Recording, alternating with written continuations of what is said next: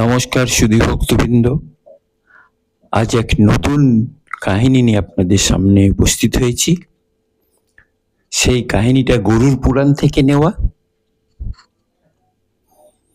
আগে আমি গরুর পুরাণ সম্বন্ধে কিছুটা বলবো, তারপরে গরুর পুরাণ থেকে একটা কাহিনী বা সত্য ঘটনা বলবো। সেটা হলো গয়া তীর্থ ও গয়াসুরের কথা। মানে গয়া তীর্থের উৎপত্তি কিভাবে এবং তার মাহাত্ম্য বর্ণনা। আচ্ছা, তাহলে শুরু করা যাক। সুতমুনি উগ্রসভা নৈমিষারণ্যে বসে ঋষিদের মাহাত্ম্য, বিভিন্ন পুরাণের মাহাত্ম্য বর্ণনা করছিলেন। তা গরুর পুরাণটা হলো সাত্ত্বিক পুরাণের অন্তর্গত। 18টি পুরাণ আছে। 18টি পুরাণের মধ্যে সাত্ত্বিক পুরাণ, রাজস্বিক পুরাণ, তামসিক পুরাণ আছে। সেই রাজস্বিক পুরাণের মধ্যে 3টে ভাগ করে ছটা করে 318। সেই সাত্ত্বিক পুরাণের মধ্যে গরুর পুরাণটা পড়ছে। স্বয়ং শ্রীকৃষ্ণ এই পুরাণ, গরুর পুরাণের প্রবক্তা। তিনি তার বাহক বিনোদানন্দন গরুরকে এই পুরাণ শ্রবণ করিয়েছিলেন। মহর্ষি বেদব্যাস এই পুরাণ লিপিবদ্ধ করেন। উগ্রশ্রম তার কাছ থেকে এই পুরাণের মাহাত্ম্য সম্পর্কে জানেন। এই পুরাণ যে পাঠ ও শ্রবণ করে তার মঙ্গল হয়। গরুর পুরাণের 2টি খণ্ড, পূর্বখণ্ড, উত্তরখণ্ড।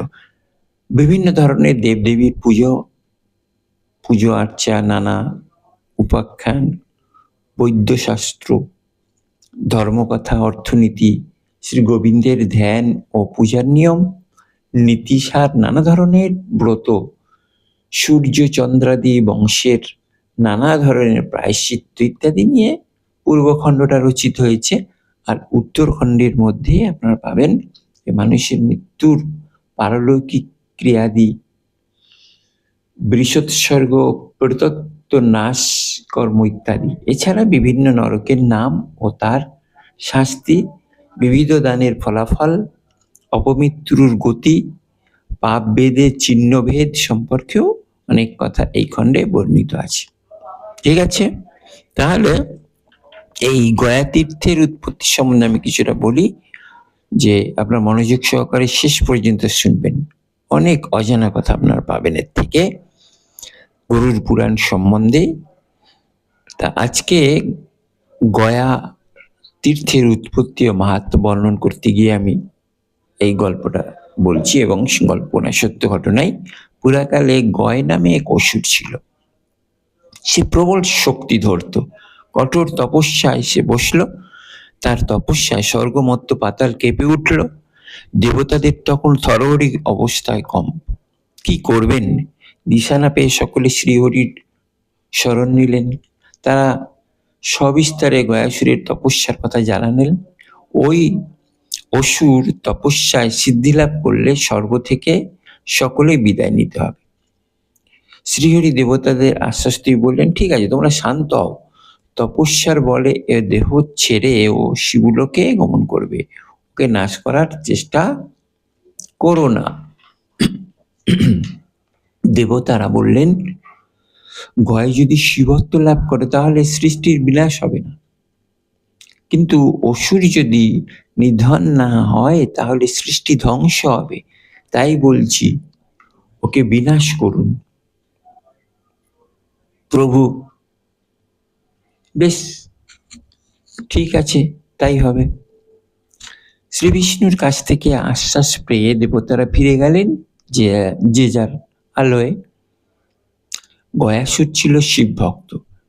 ক্ষীরোদসাগরে গেল ফুল আনতে, শিবের চরণে নিবেদন করার জন্য। ফুল নিয়ে ফিরে আসার সময় স্বয়ং বিষ্ণু তার উপর মায়া বিস্তার করলেন। বিষ্ণুর মায়ার প্রভাবে গয়াসুর অচৈতন্য হয়ে পড়লেন। সেই সুযোগে হরি কি করলেন, গদার আঘাতে তার মাথা মারলেন এবং গয়াসুরের মৃত্যু হলো। তার দেহ যেখানে পড়েছিল সেইখানেই সৃষ্টি হলো এক তীর্থস্থান, তার নাম গয়া। এই পুণ্যক্ষেত্রে যে স্নান করে যজ্ঞ শ্রাদ্ধ পিণ্ডদানাদি করে সে ব্রহ্মলোকে ঠাঁই পায়, তাকে কখনো নরক যন্ত্রণা ভোগ করতে হয় না। সেই গয়া ক্ষেত্র হলো তীর্থক্ষেত্র। ব্রহ্মা যেখানে যজ্ঞের আয়োজন করলেন, অনেক ব্রাহ্মণ এলেন পৈরুত করার জন্য। ব্রহ্মা সহজে এই তীর্থভূমি ব্রাহ্মণদের দান করলেন। ব্রাহ্মণরা ছিল অত্যন্ত লোভী, তারা যজ্ঞের সমস্ত উপকরণ গ্রহণ করে সেখানে নদীর তীরে বাস করতে শুরু করলেন। ব্রহ্মা ব্রাহ্মণদের প্রতি রুষ্ট হলেন, তিনি তাদের উদ্দেশ্যে অভিশাপ বর্ষণ করলেন, তোমাদের 3 পুরুষের অর্জিত বিদ্যা ও ধন সব নষ্ট হবে।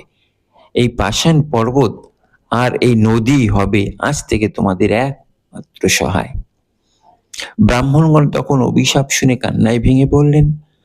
তারা তখন ব্রহ্মাকে প্রসন্ন করার জন্য তার স্তব করতে লাগলেন। ব্রহ্মা তখন সহায় হলেন, বললেন, এই শাপ থেকে মুক্ত হওয়ার একটি উপায় আছে। যেসব পুণ্যার্থী এখানে শ্রাদ্ধাদি করার জন্য আসবে তারা তোমাদের পূজা করবে, আমিও সেই সঙ্গে পূজিত হব।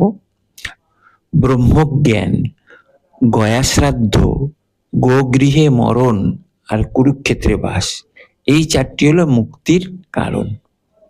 গয়া তীর্থে স্নান করলে সকলের তীর্থের স্নানের সমান ফল লাভ করা যায়।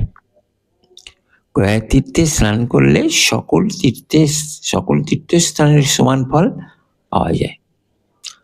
ব্রহ্মহত্যা, চুরি, সুরাপানাদি মতো এত মহাপাপগুলোর হাত থেকে পরিত্রাণ পাওয়া যায় এই গয়া তীর্থে শ্রাদ্ধ কর্ম করলে।